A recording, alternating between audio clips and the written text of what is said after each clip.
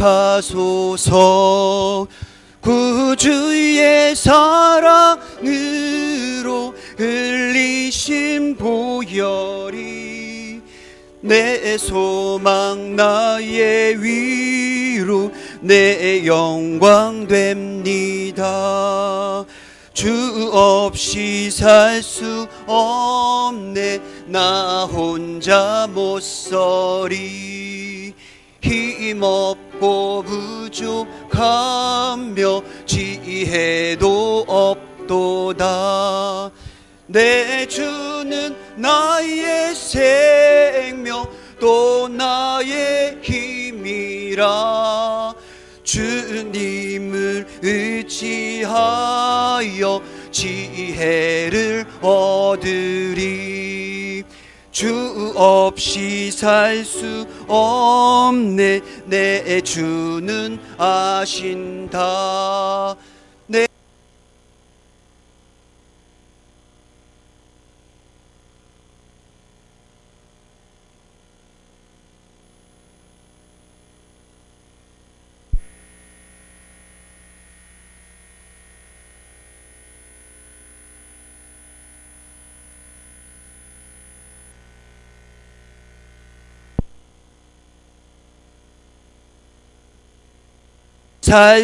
세월이 흐르고 세월이 이 깊은 고독 속에 내 생명 끝나도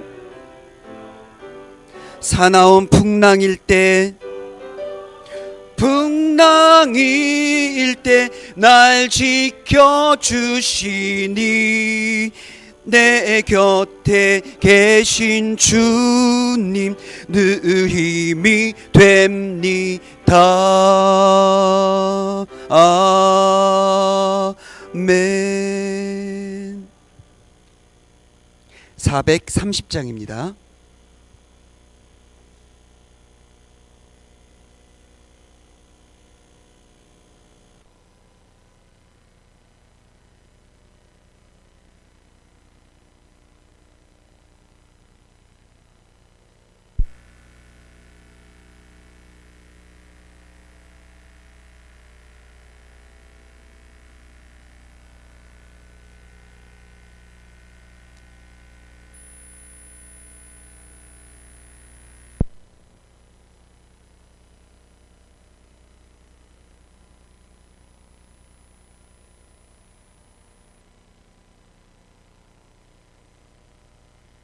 마다 우리 걸어가리. 어린아이 같은 우리 미련하고 약하나 내 이끌리어 생명길로 가겠네. 한 걸음 한 걸음 주 예수와 함께 날마다 우리 걸어가리. 꽃이 피는 들판이나 험한 골짜기라도 주가 인도하는 대로 주와 같이 가겠네. 한 걸음 주 예수와 함께 날마다 우리 걸어가리. 옛선지자 에녹같이 우리들도 천국에 들려 올라갈 때까지 주와 같이 걷겠네. 한 걸음 주 예수와 함께 날마다 우리 걸어가리. 아멘. 우리 성령 충만함을 받기 위해서 309장입니다. 309장.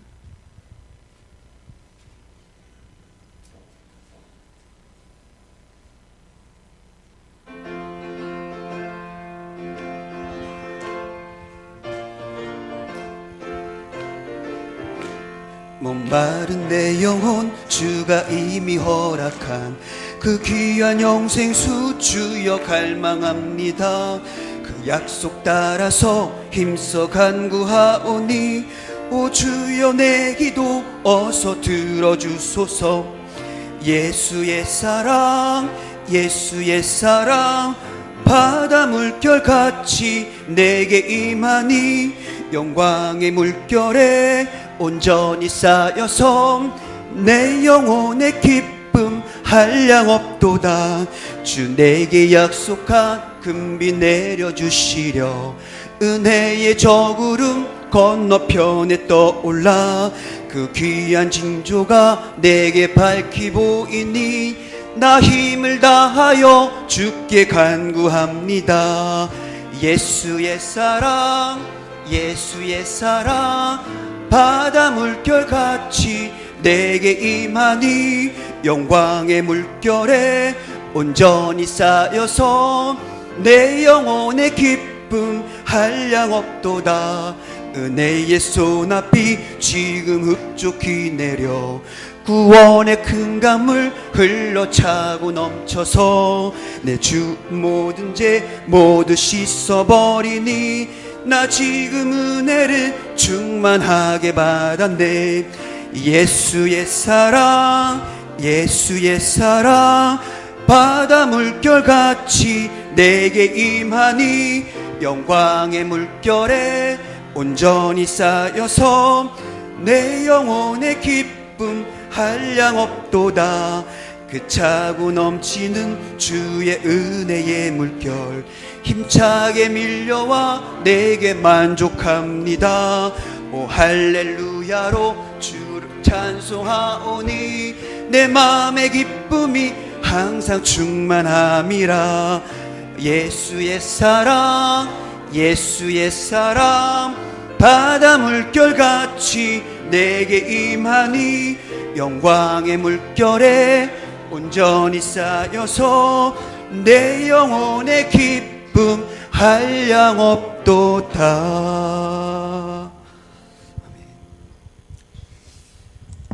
네, 우리 다 함께 묵상 기도하심으로 수요 예배를 주님 앞에 올려드리겠습니다.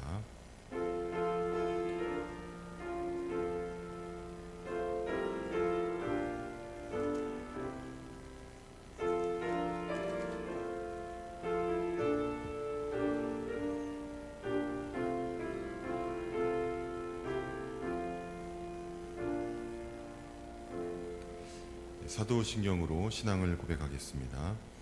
전능하사 천지를 만드신 하나님 아버지를 내가 믿사오며 그 외아들 우리 주 예수 그리스도를 믿사오니 이는 성령으로 잉태하사 동정녀 마리아에게 나시고 본디오 빌라도에게 고난을 받사 십자가에 못 박혀 죽으시고 장사한 지 사흘 만에 죽은 자 가운데서 다시 살아나시며 하늘에 오르사 전능하신 하나님 편에 앉아 계시다가 저리로서 산자와 죽은 자를 심판하러 오시리라.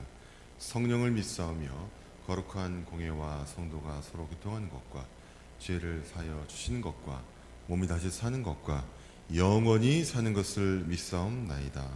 아멘. 찬송 290장 하신 후에 고재희 강사님 기도 인도하시겠습니다.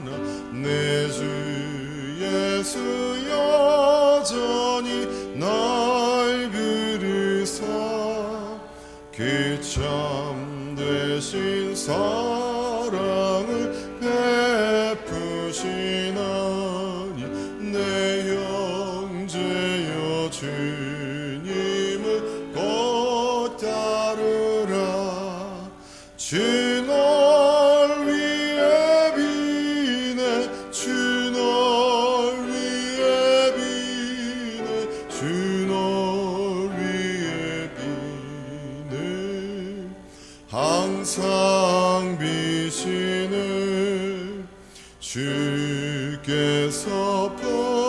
풍성한 은혜를 내려 내 영혼이 너나리 복받으니 주 예수를 너희도 구주로 섬겨 곧자리면 풍성한 복 받겠네. 주 널 위해 비네 주 널 위해 비네 주 널 위해 비네 항상 비시네 무거운 짐 지고 애타는 인생 주 예수께 돌아와 것이여라. 내 주 예수 너희를 돌보실 때에 참 복락과 안위가 넘치겠네. 주 널 위해 비네 주 널 위해 비네 주 널 위해 비네 항상 비시네.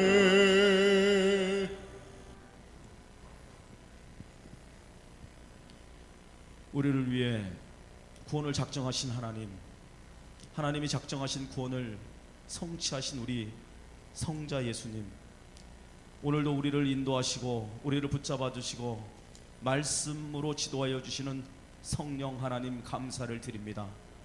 이 시간 하나님을 사랑하고 하나님을 경외하는 마음으로 우리가 예배 처소에 모여 하나님 앞에 이 예배를 올려 드리오니 우리의 예배를 주님 받아 주옵소서.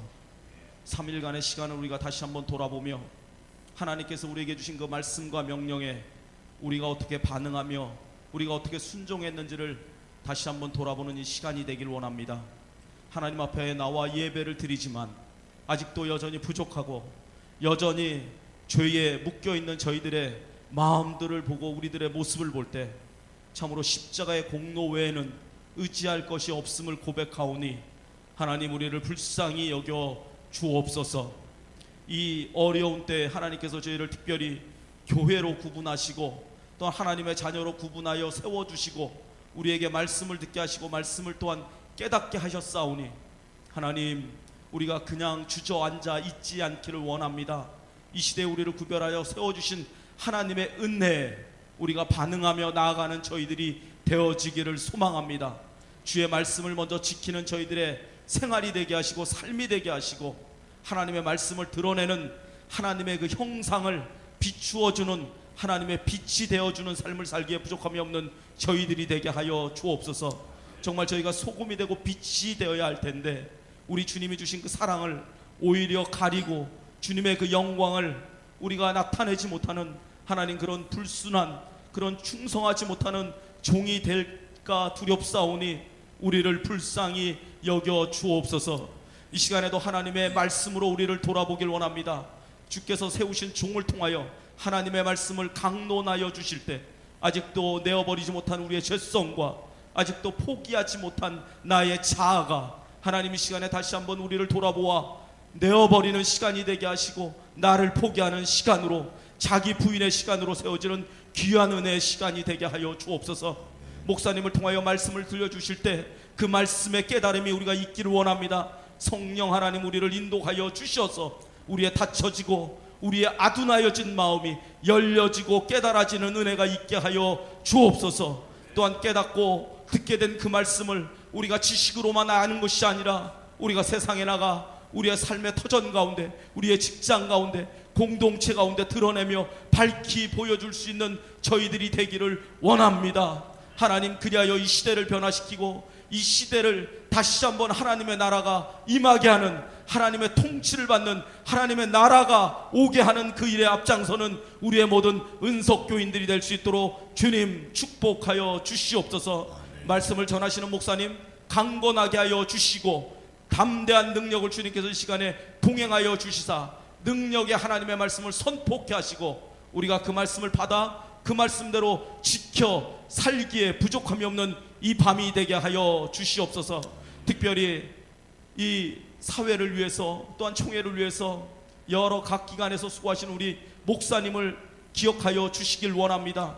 하나님 능력을 주셔서 계획하고, 또한 하나님께서 주신 그 비전 앞에 참으로 하나님 힘들고 어렵지만 끝까지 그 길을 잘 달려가기에 부족함이 없는 우리 목사님 될 수 있도록 그 길을 주님께서 축복하여 주옵소서. 또한 이곳에 보내주신 우리 부교역자들을 위하여 하나님 앞에 기도하오니, 하나님 맡은 일에 참으로 충성을 다하며 하나님의 그 말씀을 드러내며 말씀으로 섬기고 사랑으로 섬기기에 부족함이 없는 주의 종들이 되게 하여 주옵소서. 또한 이 재단에 세워주신 귀한 우리 장로님들과 안수 집사님들과 권사님들과 함께 또한 동역할 수 있는 우리 집사님들을 위하여 기도하오니, 하나님 이 시대가 우리가 무엇으로 살아갈까를 참으로 고민하는 가운데 하나님의 신실한 종으로 살아가기를 애쓰고 힘쓰기에, 주의 전에 모이기를 힘쓰고 기도하기에 힘쓰고 말씀 듣고 말씀을 행하기에 참으로 부족하지 않은 우리 모든 하나님 부름받은 종들이 될 수 있도록 주님 축복하여 주옵소서.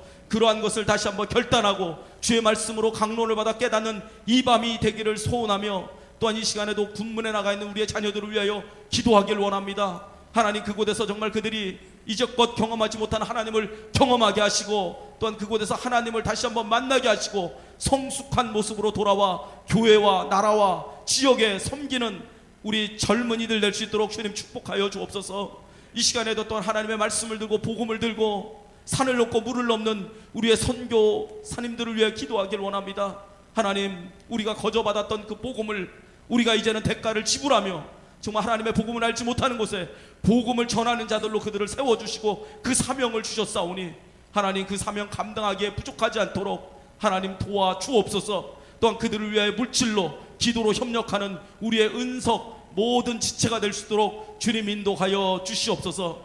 이 시간을 통하여 오로지 우리 하나님만 영광 받으시고 우리 하나님께서 허락하여 주시는 말씀으로 다시 한번 이 시대를, 이 시간을 우리가 어떻게 살아갈까를 다시 한번 돌아보는 귀한 은혜의 시간이 되기를 바라옵고 나오며 예수님의 이름으로 기도합니다. 아멘.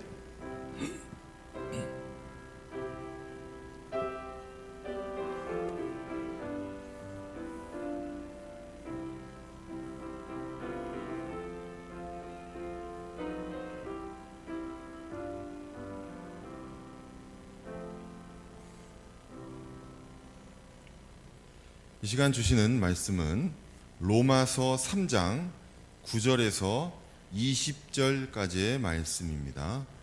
로마서 3장 9절에서 20절까지 제가 한 절 여러분이 한 절 이렇게 교독하겠습니다. 그러면 어떠하냐? 우리는 나으냐? 결코 아니라. 유대인이나 헬라인이나 다 죄 아래에 있다고 우리가 이미 선언하였느니라. 깨닫는 자도 없고 하나님을 찾는 자도 없고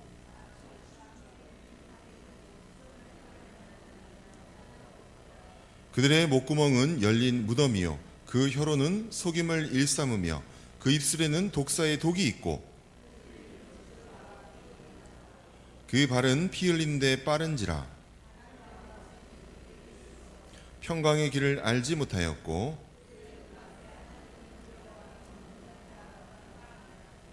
우리가 알거니와 무릇 율법이 말하는 바는 율법 아래에 있는 자들에게 말하는 것이니 이는 모든 입을 막고 온 세상으로 하나님의 심판 아래에 있게 하려 함이라.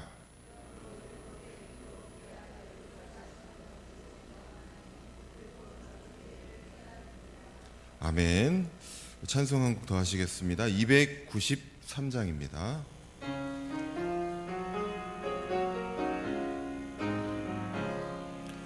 주의 사랑 비칠 때에 기쁨 오네 근심 걱정 물러가고 기쁨 오네 기도하게 하시며 희미한 것 물리쳐 주의 사랑 비칠 때 기쁨 오네 그 큰 사랑 내 맘속에 충만하게 비칠 때에 찬송하네 그 큰 사랑 내 맘속에 화평함과 기쁨 주네 그 큰 사랑 주의 사랑 비칠 때에 이 세상은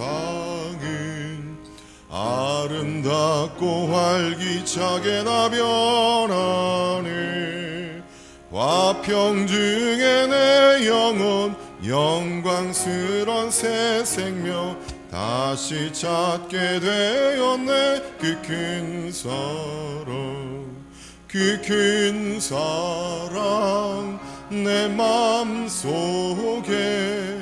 충만하게 비칠 때에 찬송하네 그 큰 사랑 내 맘속에 화평함과 기쁨 주네 그 큰 사랑 주의 사랑 비칠 때에 이 세상은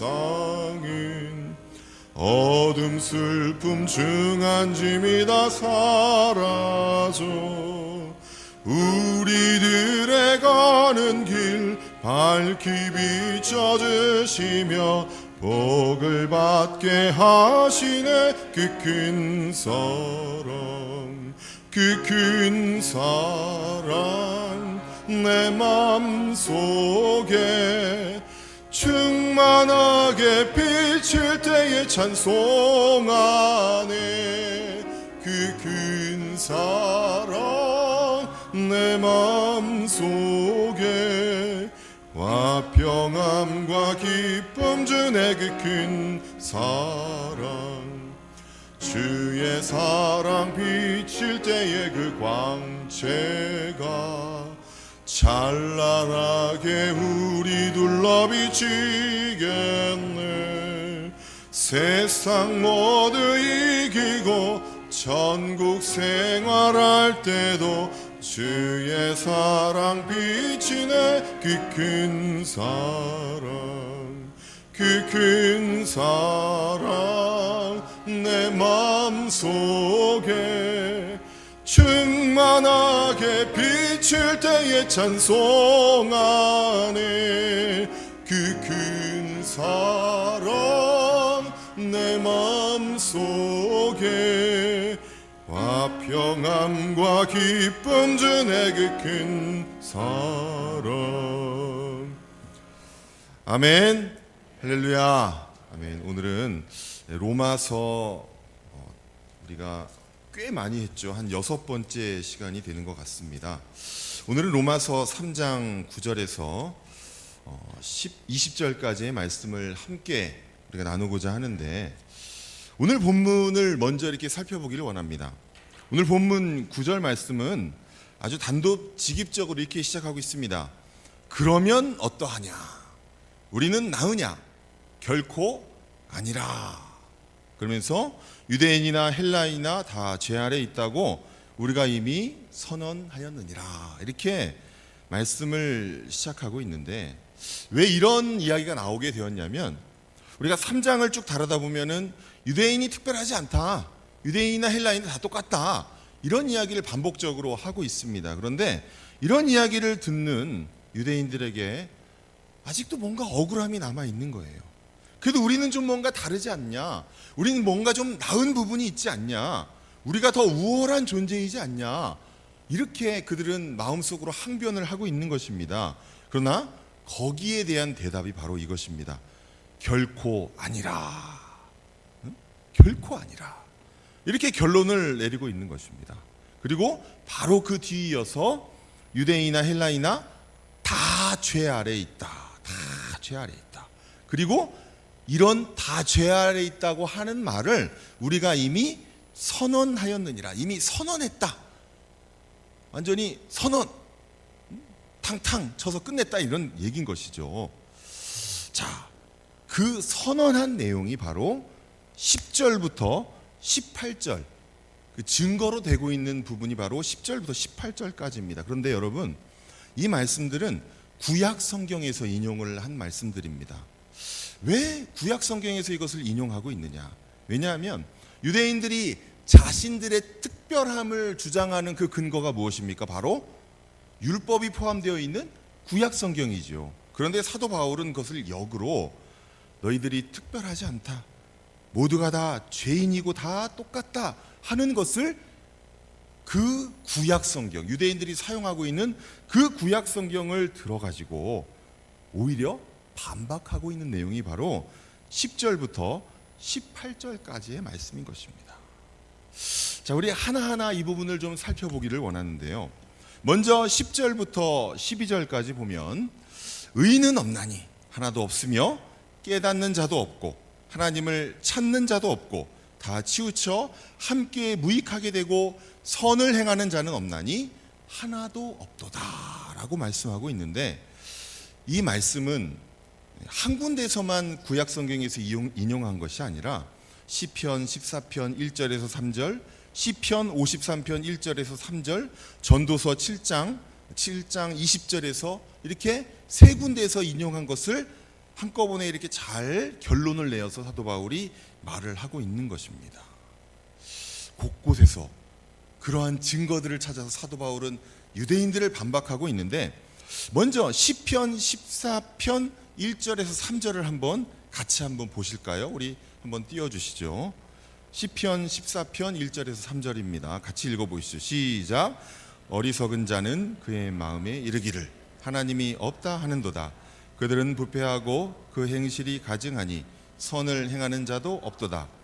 여호와께서 하늘에서 인생을 굽어 살피사 지각이 있어 하나님을 찾는 자가 있는가 보려 하신즉 다 치우쳐 함께 더러운 자가 되고 선을 행하는 자가 없으니 하나도 없도다. 아멘. 이것은 이제 시편 14편인데 바로 다윗의 시편입니다. 다윗이 하나님의 정말 하나님께 앞에 찾아가 가지고 악인에 대해서 막 고발을 하고 있는 겁니다.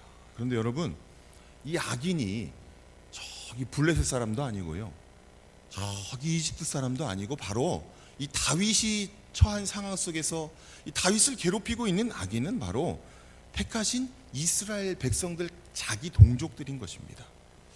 특히 이런 호소를 할 때 우리가 쉽게 다윗의 인생을 한번 생각해 보면 짐작할 수 있는 것이 누구죠? 사울이죠.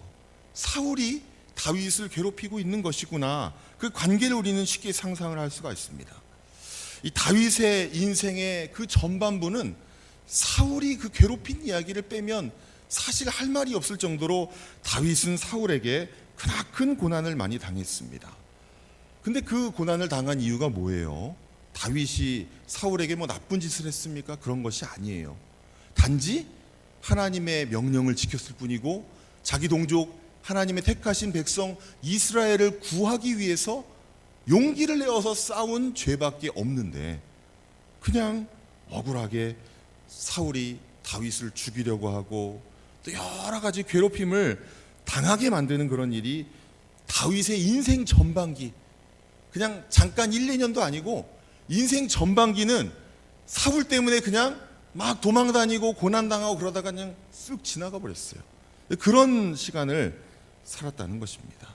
그래서 그런 상황 속에서 다윗은 그런 고초를 당하면서 인간의 악함, 인간의 죄악성, 이런 것을 명백히 보면서 그러한 호소를 하나님 앞에 하고 있는 것이 이 시편 14편 1절에서 3절입니다. 그런데 다윗의 시편은 이런 호소는 이 시편 13편 뿐이 아닙니다. 시편 53편 1절부터 3절까지도 또 비슷한 내용이 나와 있습니다. 같이 한번 보시죠. 또 읽겠습니다. 시작. 어리석은 자는 그의 마음에 이르기를 하나님이 없다 하도다. 그들은 부패하며 가증한 악을 행하며 선을 행하는 자가 없도다. 하나님이 하늘에서 인생을 굽어 살피사 지각이 있는 자와 하나님을 찾는 자가 있는가 보려 하신즉 각기 물러가 함께 더러운 자가 되고 선을 행하는 자 없으니 한 사람도 없도다. 아멘. 또 이렇게 동일한 내용으로 호소를 하고 있다는 것입니다. 이것도 마찬가지로 다윗의 시편이에요. 선을 행하는 자가 한 사람도 없다라고 고백을 하고 있습니다. 여러분, 그런데 우리가 다윗의 인생의 전반부는 사울이 괴롭혔다고 했는데 다윗의 인생 가운데 고난을 준 인물이 사울뿐이었습니까? 아니죠. 또 인생의 후반부에 등장하는 정말 다윗을 괴롭힌 사람은 누구죠? 아들이었어요. 아들 압살롬. 인생의 후반부는 친아들, 뭐 양아들도 아니고 옆집 아들도 아니고 친아들, 자기 몸에서 나온 피가 완전히 동일한 친아들 압살롬이 다윗을 죽이겠다고 칼을 들고 달려들던 그러한 일을 다윗이 당했는데, 여러분, 젊었을 때 당한 고난은 그나마 좀 잊혀지기도 하고 같이 맞설 수도 있겠지만 나이가 많이 들어서 특히 이런 피부치에게 당한 이런 흉악한 일을 다윗이 어찌 잃어버리겠냐 하는 것이죠. 그 일은 잠깐 사울만큼 긴 기간은 비록 아니었을지라도 잠깐 한 몇 개월 그런 당한 고난이었다 할지라도 이 다윗의 마음 가운데 대못이 되어서 텅 박혀 있었겠죠. 그래서 인생 후반부를 이 다윗은 자기 친아들에게 당한 이 배반에 정말 치를 떨면서 마음도 아프고 정말 여러 가지 감정들이 들었을 것입니다. 그리고 또 이 아들만 배반한 게 아니잖아요. 자기가 젊었을 때 사울에게 쫓겨다니면서 동고동락하면서 거의 피를 나눈 형제와 같이 지내던 그런 많은 신하들이 압살롬에게 금방 붙어가지고 그 배신을 하는 모습을 보면서 다윗이 얼마나 마음이 안타깝고, 그리고 또 사람이 다 이런 존재구나, 사람이 이렇게 악한 존재구나 하는 것을 정말 느끼면서 실망과 정말 그러한 통찰을 얻었던 그런 시간들이 다윗의 인생의 후반부였다는 거예요. 그러한 인생 가운데서 나온 고백들이 바로 이런 다윗의 이러한 시편들인 것입니다. 여러분, 이 사람에 대한 악함에 대한 이야기가 나와서 말씀을 드리는 건데, 우리가 사실 서로 사람이 악한 줄 우리는 평소에는 사실 잘 모르고 지내지 않습니까? 그런데 이렇게 이권이 달린 문제, 정말 서로 어떤 이익을, 그것도 좀 작은 이익이 아니라 아주 대단히 큰 이익을 두고 우리가 맞서는 그런 상황이 되면은 우리 서로의 본심이 사실 나오게 되는 것입니다. 특히 이렇게 권력이라는, 왕권이라는 엄청난 이권 앞에서 사실 부자지간도 없다. 그래서 왕위는 아버지 아들도 나눠 가지지 못한다는 그런 속담이 있듯이 이러한 속담을 증명해 주는 사건이 바로 이런 다윗과 압살롬의 관계라는 것입니다. 뭐 사울도 마찬가지 아닙니까? 사울이 다윗을 왜 괴롭혔어요? 알고 보면 사위잖아요. 자기 딸의 남편이잖아요. 사위가 자기 왕위를 빼앗을까 봐 이 권력 앞에서는 아들과 아버지도 없고 사위와 장인도 사실 없는 그러한 모습을 우리한테 보여주고 있는 것입니다. 제가 이 압살롬의 일을 한번 가만히 상상을 해봤어요. 친아들인데 친아들과 아버지가 가끔 뭐 만나서 이야기도 나누고 서로 참 분위기 좋았을 거 아닙니까? 그래서 만나면은 이 압살롬이 아마 아버지 앞에서 아버지 만수무강하십시오, 건강하십시오, 이렇게 얘기 자주 했겠죠, 그죠? 안 했겠어요? 그래놓고 그 다음날 바로 칼을 들고 아버지를 죽이겠다고 달겨든 거예요. 이야, 이 아들 속마음이 이랬을 거예요. 아버지 만수무강하십시오 이러면서 속으로는 이분이 왜 이렇게 빨리 안 돌아가시나, 이분이 돌아가셔야 내가 이 자리를 차지할 텐데, 그런데 너무 건강하셔, 안 되겠다, 너무 건강하시니까 안 되겠다, 내가 좀 보내드려야 되겠구나, 이래서 칼을 든 거 아니에요. 이게 아주 리얼한 표현 아닙니까? 사실은 다윗의 그 아들 친아들인 압살롬이지만 어떻게 미화할 수가 없어요. 아버지를 죽이겠다고 칼을 들고 덤벼든 그 아들의 모습은 이렇게밖에 표현을 할 수가 없는 것입니다. 그래서 이러한 악함이 드러난 그러한 모습을 다윗은 경험을 하고 나서 시편에 이런 고백을 할 수밖에 없었던 것입니다. 사람이 악하구나. 해 아래 있는 모든 사람들이 하나님의 선민이라고 해서 이스라엘 백성들이라고 해서 이것은 정말 이스라엘 백성들이 그렇게 자랑스럽게 여긴 다윗의 왕가의 얘기예요. 다윗의 왕가. 이스라엘 가운데 어디 저기 천민들의 이야기가 아니에요. 그 이스라엘 백성들 유대인들이 제일 자랑스럽게 여기는 게 다윗 아닙니까? 다윗의 왕가. 그런데 여러분, 이렇게 사람들의 악함을 고백하고 있는 다윗은 또 어떻습니까? 그 자신은 어떻냐 이거예요. 그 자신은 온전했습니까? 그는요, 자기 자신의 정욕 앞에서 엄청난 죄를 범한 사람이지 않습니까? 음욕에 어떤 여자를 보고 그냥 눈이 뒤집어져 가지고, 그래서 그 남편인 우리야, 그 우리야가 얼마나 정말 다윗에게 충성스러운 신하였습니까? 정말 저는 그 장면을 생각할 때마다 속이 터져서 그냥 가슴이 답답해요. 그 장면을 읽을 때마다 정말 그 다윗의 속도 모르고 우리야는 얼마나 다윗에게 충성을 바칩니까? 그런데 그 우리야를 다윗이 교묘하게 죽여버리잖아요.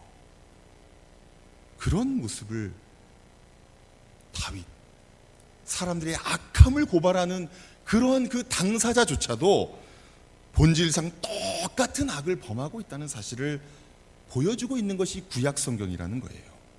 그래서 아마도 이런 아버지의 모습을 보고 자란 솔로몬이 전도서 7장 20절에 이렇게 얘기하고 있는 것 같습니다. 우리 같이 전도서 7장 20절을 같이 한번 볼까요? 시작. 선을 행하고 전혀 죄를 범하지 아니하는 의인은 세상에 없기 때문이로다. 이게 바로 저는 솔로몬 아들이 다윗 아버지를 보면서 우리 아버지 꽤나 의인이지만 우리 아버지도 그런 일을 행했었지 하면서 쓴 글이라고 저는 생각이 듭니다. 그래서 이런 여러 가지 세 구절의 말씀을 들어서 오늘 바울은 구약 성경을 인용하면서 유대인들을 반박하고 있는 것입니다. 여러분, 우리는 겉모습에 속지 말아야 됩니다. 우리 인간의 본질, 우리의 본질이 악함을 고백하는 저와 여러분 되시기를 간절히 소망합니다. 또 13절을 또 한번 볼까요? 또 13절에는 이렇게 말합니다. 우리 본문, 그들의 목구멍은 열린 무덤이요 그 혀로는 속임을 일삼으며 그 입술에는 독사의 독이 있고. 이 말씀도 시편 5편 9절과 시편 140편 3절을 함께 인용한 말씀입니다. 시편 5편 9절을 한번 볼까요? 같이 읽어보겠습니다. 제가 읽어드릴게요. 그들의 입에 신실함이 없고 그들의 심중이 심히 악하며 그들의 목구멍은 열린 무덤 같고 그들의 혀로는 아첨하나이다 라고 말하고 있습니다. 또 시편 140편 3절을 보면은 뱀같이 그 혀를 날카롭게 하니 그 입술 아래에는 독사의 독이 있나이다 라고 이렇게 고백하고 있는 이 시편도 마찬가지로 다윗의 시편인 것입니다. 앞에서 본 것처럼 다윗은 그 인생 가운데 여러 가지 고난들을 겪으면서 이런 이야기를 했는데 다윗이 말에 대한 부분에 대해서도 얼마나 아주 통렬하게 경험이 있겠어요. 그가 권력의 정점에 이르렀을 때는 많은 사람들이 그 앞에서 온갖 정말 달콤한 말들로 아첨을 하고 여러 가지 정말 축복의 말들을 쏟아냈을 것입니다. 그런데 그가 권력이 점점 쇠퇴하거나 권력이 위태위태할 때에는 많은 사람들이 그 똑같은 입으로 똑같은 혀로 갑작스럽게 저주와 그리고 배신과 여러 가지 안 좋은 말들을 쏟아내는 것을 보고 그가 인간의 혀가 이렇게 약하구나 하는 것을 그가 깨닫고 이런 고백을 하는 것입니다. 이렇게 권력과 정욕 앞에서 선 인간의 본질이 다 악하고 똑같구나 하는 것을 그는 경험을 했다는 것입니다. 우리가 이렇게 신약 성경에 있는 말들이 사실 어떤 추상적으로 둥둥 떠다니는 명제가 아니에요. 다 구약의 경험들과 체험들과 하나님과 인간 사이에서 또 인간의 어떤 일들 가운데서 벌어진 그런 모든 그런 인생의 경험의 고백들이라는 것입니다.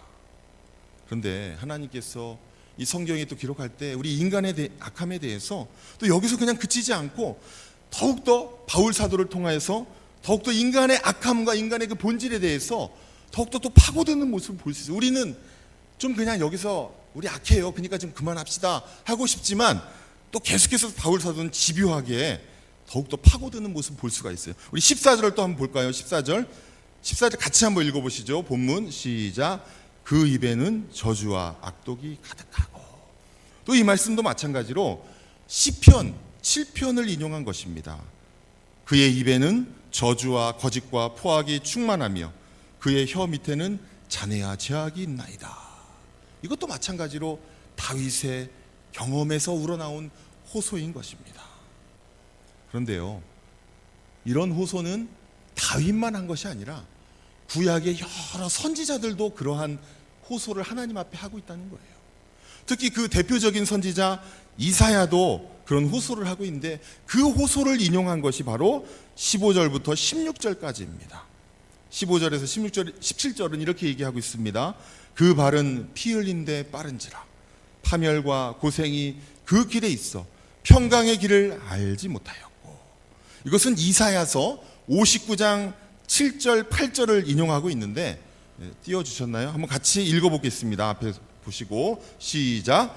그 발은 행악하기에 빠르고 무죄한 피를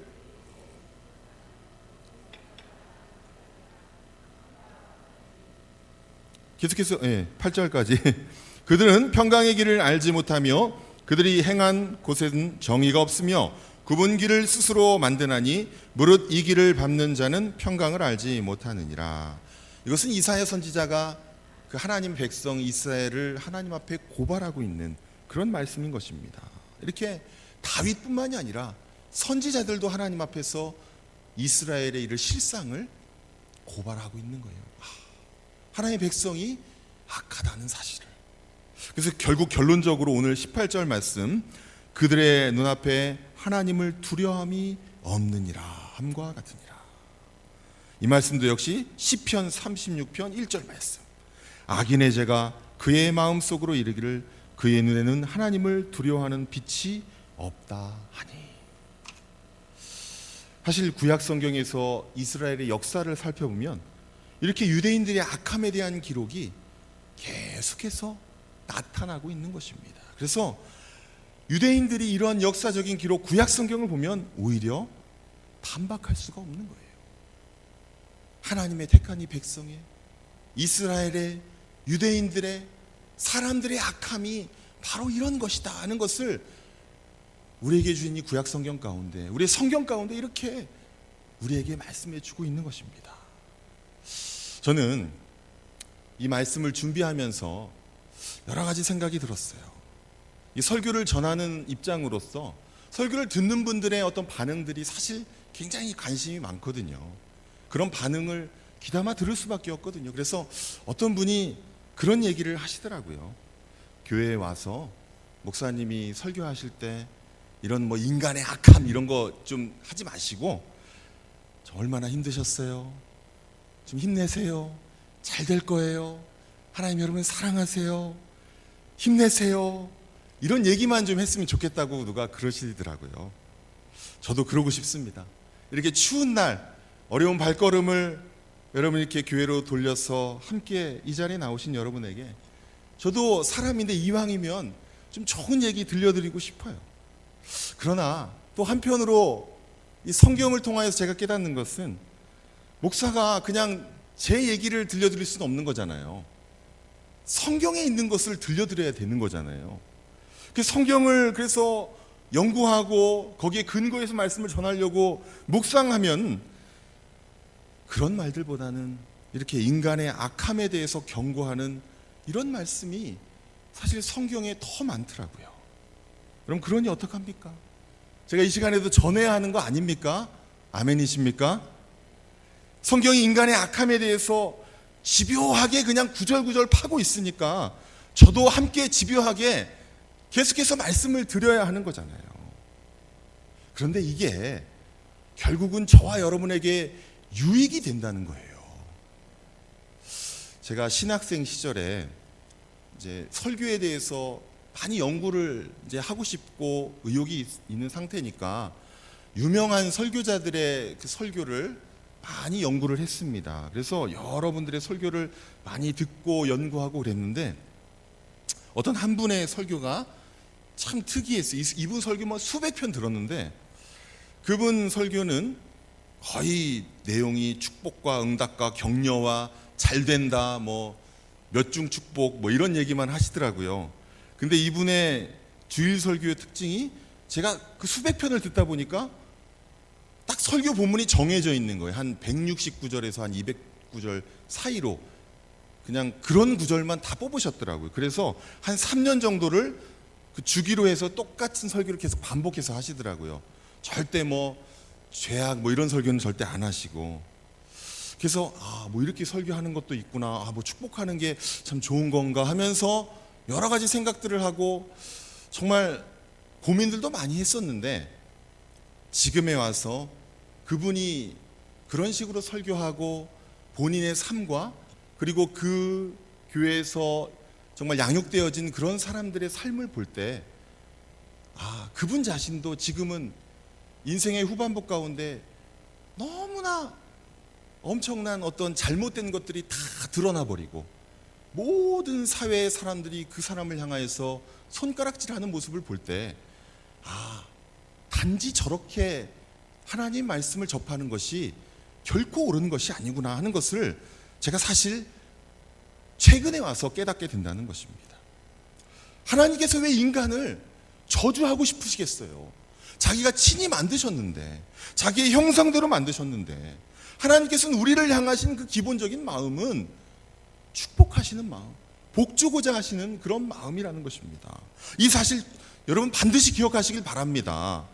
그런데 단지 그냥 잘 되라, 좋다, 그래 지금 하고 있는 거 참 잘하고 있다, 그냥 무조건 이렇게 얘기하는 것이 궁극적으로 잘 되는 길이 아니기 때문에 오히려 그렇게 하면은 결국은 나중에는 엉망진창이 되기 때문에 우리 인간에 대해서 지금은 좀 섭섭한 마음이 들더라도 우리의 실상을 알려주시려고 성경 가운데 이렇게 인간이 악하다, 심지어 하나님이 택한 선민들도 이렇게 악하다, 다윗의 왕가도 이렇게 악하다, 이런 죄악상을 지적하고 있다는 사실을 여러분 꼭 깨달으시길 바랍니다.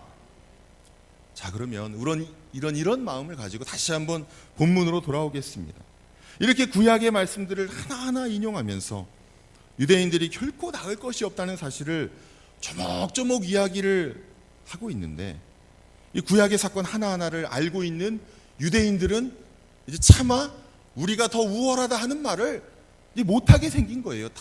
바울이 하도 조목조목 구약에 있는 것들을 다 인용하면서 이야기를 하니까. 그래서 유대인들은 좀 뭐가 낫지 않느냐 이렇게 반박하려던 사람들, 그런 사람들이 입을 닫게 되는 것입니다. 입을 다물게 되는 것입니다. 사랑하는 성도 여러분, 우리 유대인들만 이렇게 악한 것입니까? 다윗만 그렇게 악한 것일까요? 2000년 전에만, 몇천 년 전에만 사람들이 그렇게 악했던 것일까요? 사실 그것이 아닙니다. 지금도 마찬가지입니다. 인간의 본성은 하나도 변하는 것이 없습니다. 문명의 이기, 정말 편리하고 정말 첨단을 걷는 그러한 정말 문명의 이기는 엄청나게 발전하고 변했는지는 모르지만 사람의 본성은 사실 아무것도 변한 것이 없는 것이 지금 우리의 인간의 현실이라는 것입니다.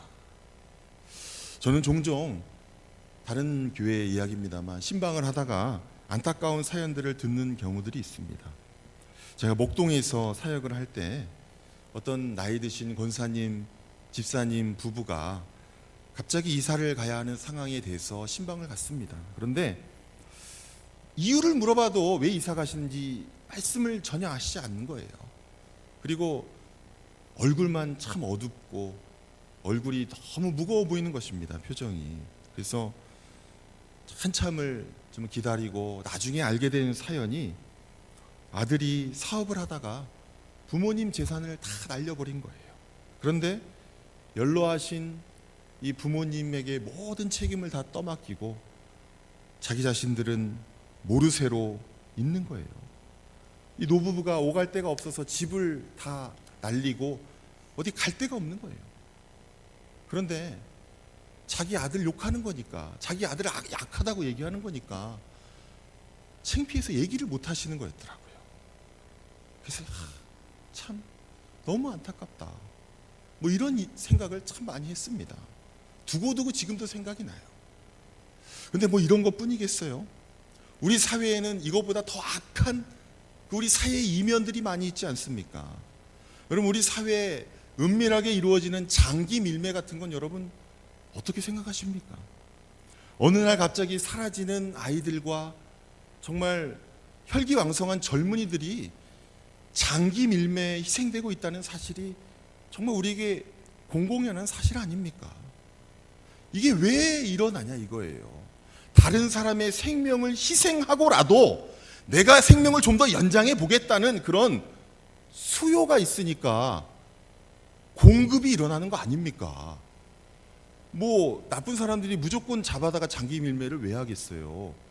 원하는 사람들, 원하는 어떤 부자들, 돈 있는 사람들이 어떻게 해서라든지 콩팥을 구해라, 어떻게 해서라든지 눈 하나라도 좀 구해와라, 이런 요구를 하기 때문에 이 사회에 그런 일들이 벌어지는 거 아닙니까? 여러분, 또 어떤 일들이 있습니까? 여러분, 시사 고발 프로그램들 같은 걸 보세요.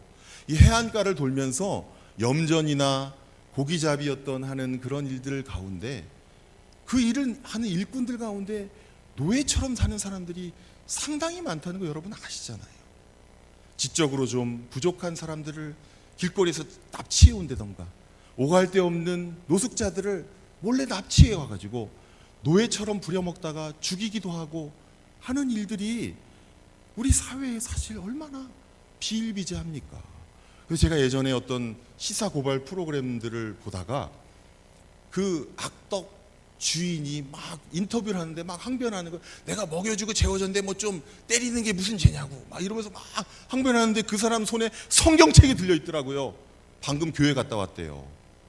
얼마나 낯이 뜨겁고 얼마나 창피했는지 제가 정말 그 프로그램을 보면서 너무너무 마음이 안타까웠던 것입니다.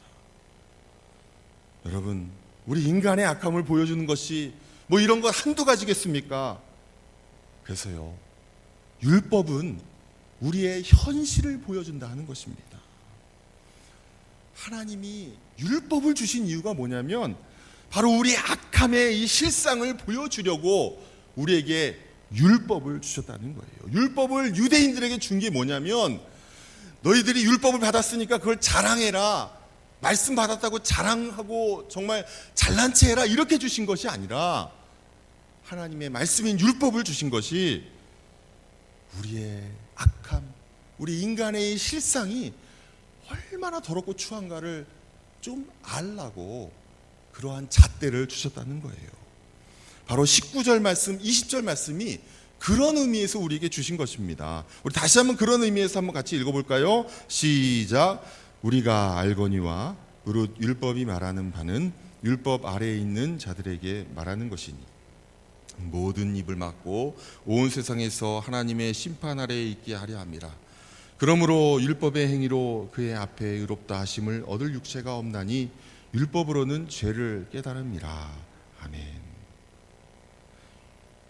율법을 가졌다고 특별한 대우를 받기를 바라는 이 유대인들에게 바울 사도는 하나님의 진짜 본뜻이 무엇인지 가르쳐주고 있는 것입니다.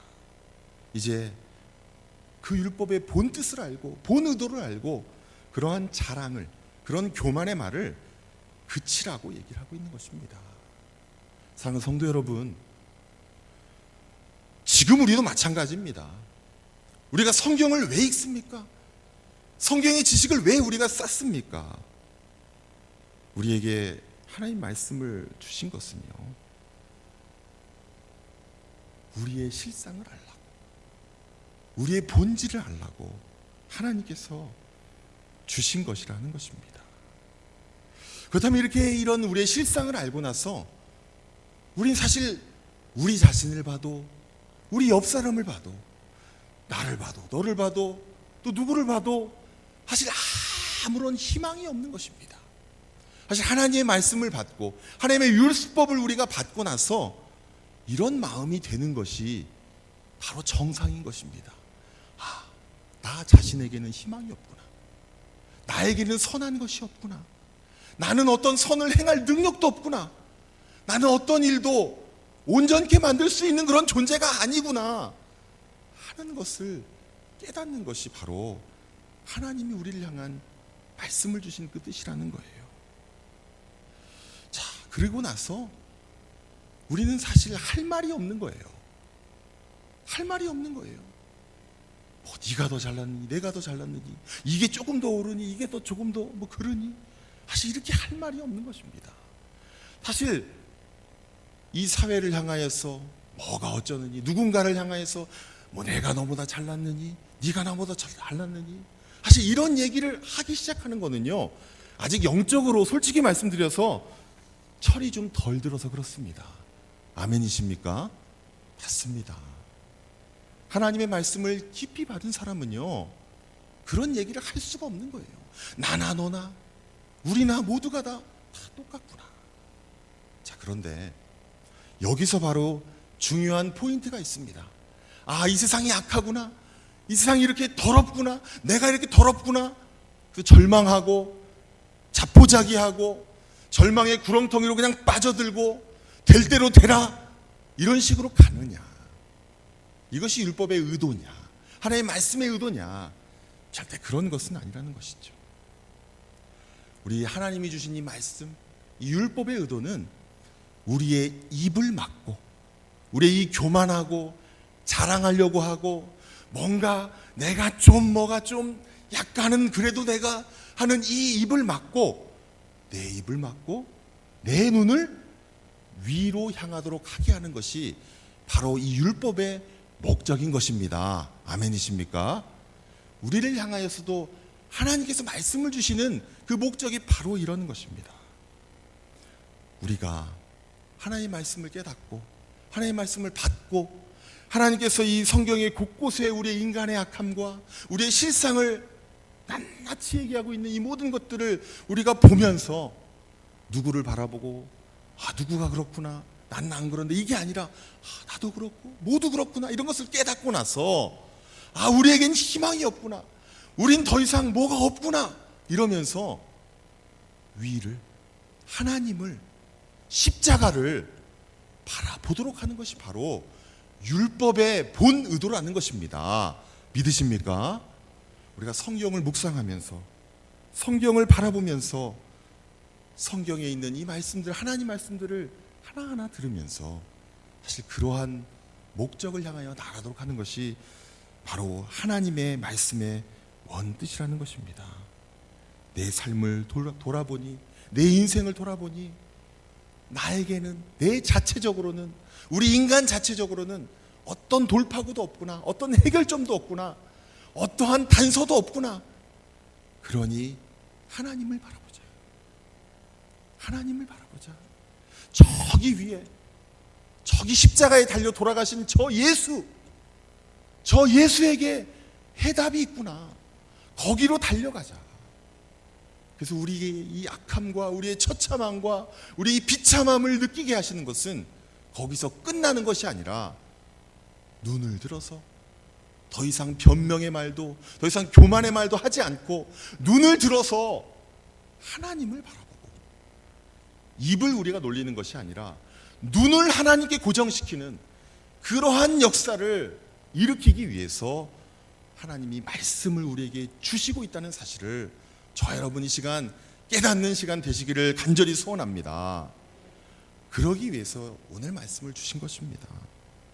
그래서 이렇게 인간의 처참함, 비참함, 인간의 낱낱의 죄를 우리에게 고발하고 있는 것입니다. 사랑하는 성도 여러분, 올 한 해 우리 자신을 바라보고 여러분 가족들을 바라보고 우리 주변을 바라볼 때 아무런 희망이 없는 것을 여러분 혹시 느끼십니까? 외로운 인생길, 아무도 의지할 수 없구나, 어느 누구도 믿을 수가 없구나, 나를 돕는 자가 아무도 없구나, 이러한 상황 속에 여러분 처해 계십니까? 여러분, 단지 누구에게 섭섭한 마음 가지지 마시고 오직 하나님께만 얼굴을 들어서 시선을 고정시키는 저와 여러분 되시기를 간절히 소원합니다. 이것이 바로 이스라엘을 향한 하나님의 뜻이고, 지금 저와 여러분, 이 신약시대의 영적인 이스라엘인 저와 여러분을 향한 하나님의 뜻인 것을 여러분 깨닫는 이 시간 되기를 간절히 소원합니다. 우리 다 함께 이 시간 같이 기도하길 원합니다. 하나님, 제가 입을 사용하는 것이 아니라 제 눈을 들어서 하나님의 그 도우심과 위대하심에 내 시선을 고정시키는 저 인생이 올 한 해가 되게 해주십시오. 저의 삶이 되게 해주십시오. 주님, 한번 조용히 부르짖고 기도하겠습니다. 주님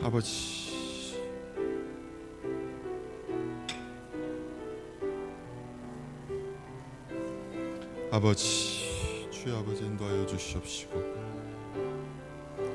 아버지 역사해 주시길 원합니다. 도와주시기 원합니다. 주님,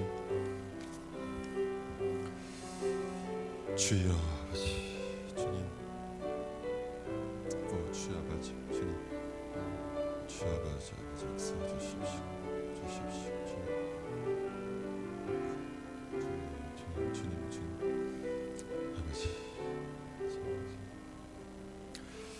하나님 아버지, 우리가 하나님의 택한 백성으로서 항상 하나님께 시선을 고정해야 됨을 우리가 명백히 알면서도 우리의 상황과 우리를 섭섭하게 하는 그런 사람들과 또 여러 가지 우리 마음의 갈등과 방황으로 인하여서 우리의 입술이 먼저 불평과 비난과 비판으로 움직일 때가 너무나 많음을 이 시간 고백합니다.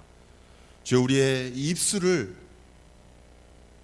주님 말씀으로써 회개케 하시고 깨끗게 하시고, 우리의 입술이, 우리의 혀가 예수 그리스도의 그 죽으심과 삶의 그 십자가를 통과하여서 오직 성령의 능력으로, 성령의 인도하심으로 인도함 받는 우리의 입술이 되게 하여 주시옵소서. 또한 우리의 시선은 늘 주님을 향하여 고정되게 하여 주시옵시고, 우리의 얼굴이 항상 땅을 쳐다보는 것이 아니라 우리의 시선이 늘 하늘 위 하나님을 쳐다보며 나아가는 저희들의 삶이 되게 하여 주시옵소서. 주 예수님의 이름으로 기도드립니다. 아멘. 교회 소식은 주보를 참조해 주시기를 바랍니다. 찬송 528장 하시겠습니다.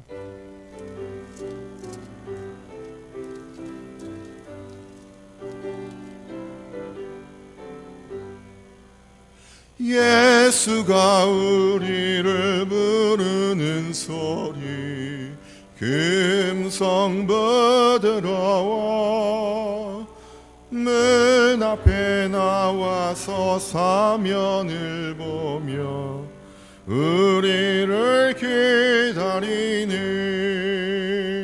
오라 오라 방황치 말거라 죄 있는 자들아 이리로라 주 예수 앞에 오라 간절히 오라고 부르실 때에 우리는 지체하랴 주님의 은혜를 왜 아니 받고 못 들은 채 하려나 오라 오라 방황치 말거라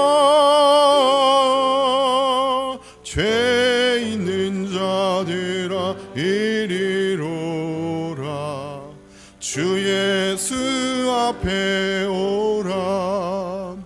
세월이 살같이 빠르게 지나 쾌락이 끝이 나고 사망의 그늘이 너와 내 앞에 들리며 가리우네. 오라 오라 방황치 말거라. 죄 있는 자들아 이리로라. 주 예수 앞에 오라. 우리를 위하여 예비해 두신 영원한 집이 있어. 죄 많은 세상을 떠나게 될 때 영접해 주시겠네. 오라 오라 방황치 말거라. 죄 있는 자들아 이리로라. 주 예수 앞에 오라. 11조 건축헌금, 통기헌금 배영선 전사님 들으셨습니다. 잠시 기도하겠습니다. 하나님, 이 시간에 어떤 예물을 드린 손길이 있습니다. 주께서 기억하여 주시옵시고 주님의 정말 귀하게 사용되는 그러한 예물 되게 하여 주시기를 원합니다. 또한 예물을 바친 손길 위에도 하나님께서 축복하여 주시기를 소원합니다. 예수님의 이름으로 기도드립니다. 아멘. 주기도문 하시겠습니다. 하늘에 계신 우리 아버지여, 이름이 거룩히 여김을 받으시오며 나라의 임하옵시며 뜻이 하늘에서 이룬 것 같이 땅에서도 이루어지이다. 오늘날 우리에게 일용할 양식을 주옵시고 우리가 우리에게 죄진 자를 사해 준 것 같이 우리의 죄를 사하여 주옵시고 우리를 시험에 들게 하지 마옵시고 다만 악에서 구하옵소서. 대개 나라와 권세와 영광이 아버지께 영원히 있사옵나이다. 아멘.